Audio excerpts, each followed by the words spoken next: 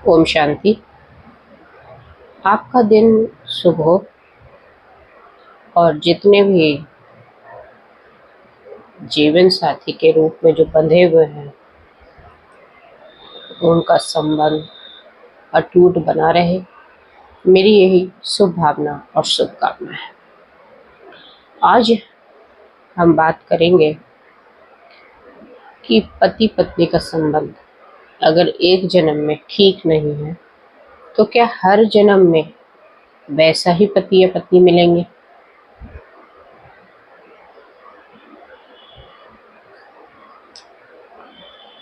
आज बहुत सारे ऐसे कपल्स हैं जिनका संबंध अच्छा नहीं चलता। ईगो आ जाता है बीच में, जिसको कहते हैं अभिमान। क्योंकि हमारा जो एजुकेशन सिस्टम है उसमें आज लड़का भी कम नहीं है, लड़की भी कम नहीं है। और जो पति पत्नी बन रहे हैं वो एजुकेटेड हैं, लेकिन जितना ज्ञान अर्जित किया उस वजह से उनके अंदर एक ईगो आ गई, क्योंकि दोनों अर्न करते हैं। और जब दोनों को आपसी जो समझ होती है, जिसको हम म्यूचुअल अंडरस्टैंडिंग बोलते हैं, वो बन नहीं पाती है। किसी एक बात पे, एक तरह का निर्णय पे नहीं पहुंचते हैं तो हमेशा लड़ाई होती है।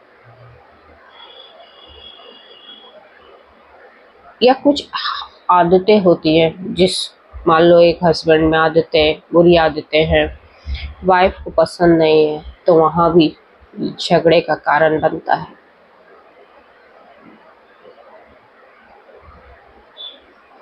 या कोई बात आप तुरंत बुरी लग जाती है, या सहन शक्ति कम हो गई है,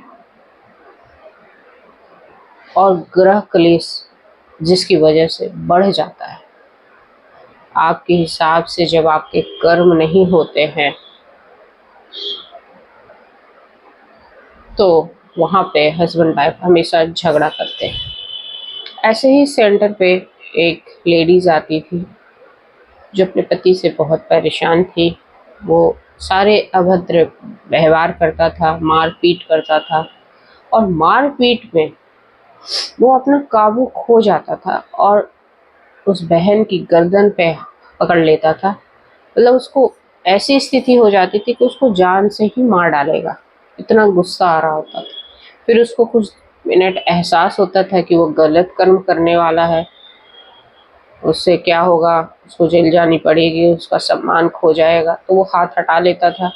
लेकिन फिर जब भी लड़ाई होती थी तो इस स्थिति पे पहुंच कर ही उनकी लड़ाई खत्म होती थी।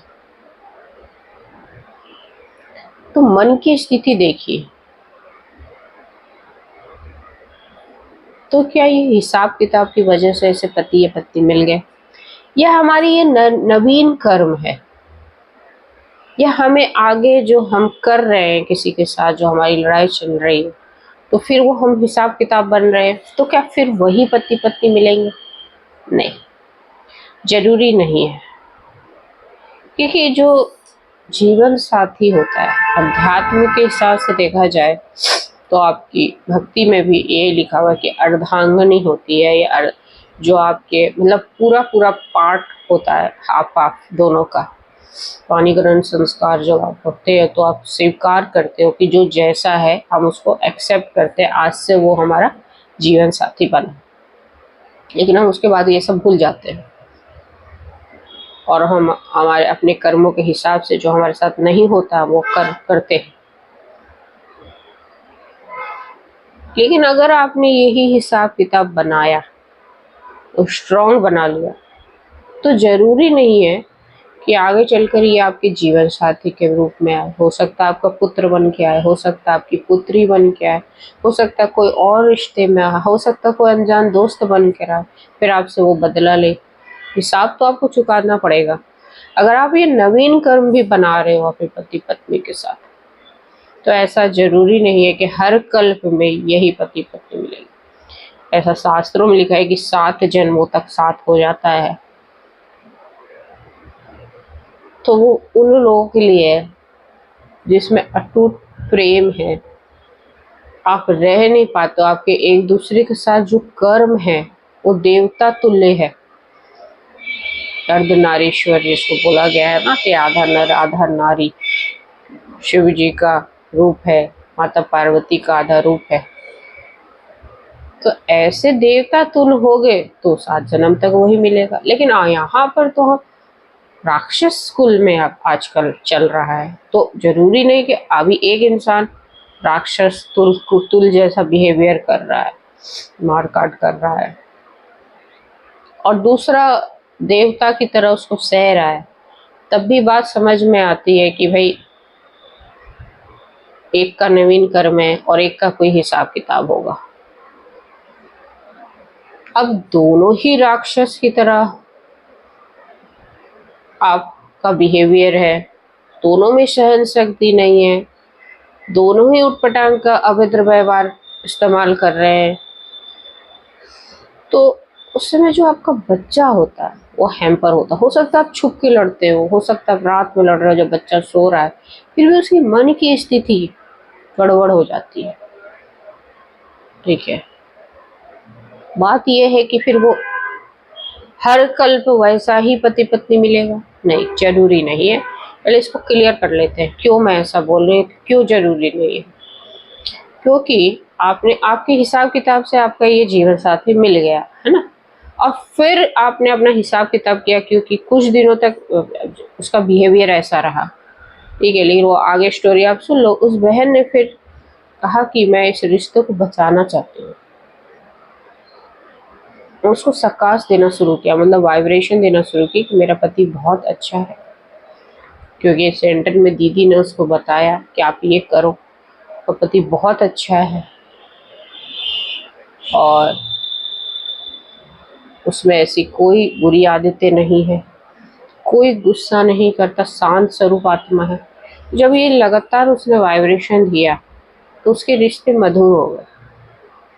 तो जितने दिन तक जो हिसाब किताब रहा उसके हिसाब से उसका बिहेवियर अलग रहा, लेकिन जितने दिन के बाद आपने कोशिश करी, जो आपने वाइब्रेशन दिया, उसके बाद उसका जो बिहेवियर शांत हो गया, उसकी वजह से आपके संबंध ठीक हो गए। तो अगले जन्म में आप किसी एक ने अपने कर्मों पे ध्यान दे दिया, तो अगले जन्म में जरूरी नहीं वही मिले, आपका किसी और के साथ हिसाब किताब फिर वो मिले, फिर आपका कर्म जो नवीन है, संचित है, प्रारब्ध है, सब मिलके सामने आएगा, फिर आप नवीन कर्म करोगे, फिर आप उसके साथ उसका व्यवहार उस समय वैसा हो। तो कुछ भी जरूरी नहीं है कि वही मिले, वो पुत्र में बन सकता है, पुत्री भी बन सकती है, आपके रिश्तेदार भी बन सकते हैं, दोनों फॉर्म में हो सकता है कोई भी चीज। हिसाब किताब तो चुकाना है, और कैसे भी वो फॉर्म में मिल सकता है, जरूरी नहीं वो पति पत्नी का, हर कल्प में आपको पति पत्नी ही मिले, जरूरी नहीं है। और मेरा यही आप लोगों से आग्रह है कि अपने रिश्तों को बचाने की कोशिश करिए हमेशा। अगर आपको अपने कर्मों के हिसाब से ऐसा या पति या पत्नी मिल गए तो किसी एक को शांत हो जाना है, क्योंकि आपको अपने नवीन कर्म भी तो करने हैं, और उसमें हम शांति का वाइब्रेशन देंगे दूसरे को तो हमारे रिश्ते सुधर जाएंगे। हमको उस पर कर्म करना है, हमें कुछ नॉलेज लेनी है, कुछ ज्ञान लेना है। अब तो हम ज्ञान वाले हो गए भाई, हम पढ़े लिखे होकर अगर हम ज्ञान का यूज नहीं करें तो हमारी सारी जो पढ़ाई लिखाई अगर सिर्फ जॉब के लिए आपने करी है, थोड़ी ना, हमारी बुद्धि का विकास सिर्फ जॉब करने के लिए थोड़ी ना हुआ है। जॉब करे, शादी करे, बच्चे करे और फिर जीवन खत्म। जीवन का रोल क्या है? हम आत्माएं एक नए शरीर लेके हम कौन सा रोल करने आते हैं? वही जो अपने गृहस्थ में है, या हम कुछ नया सीखना भी हमारी एक प्रायोरिटी है, कि हम कुछ अपने जीवन से नया सीखना भी चाहते हैं। तो ऐसे केस में आपको क्या करना है? कुछ नहीं, कर्म की ग्रह गति को समझ के अच्छी वाइब्रेशन, अच्छा सकाश, अच्छा भेजना है आपको। रिश्ते सुधारने हैं, उस पर मेहनत करनी है। जैसे हम शादी करने के लिए मेहनत करते हैं ना, वैसे हम पति पत्नी का एक जीवन साथी के साथ अपना जो हम वक्त बिताएंगे उस पर भी हमें मेहनत करनी है। तो इन सब का आपको ध्यान रखना है। होप सो आपको ये वीडियो पसंद आए। जय हिंद, जय भारत।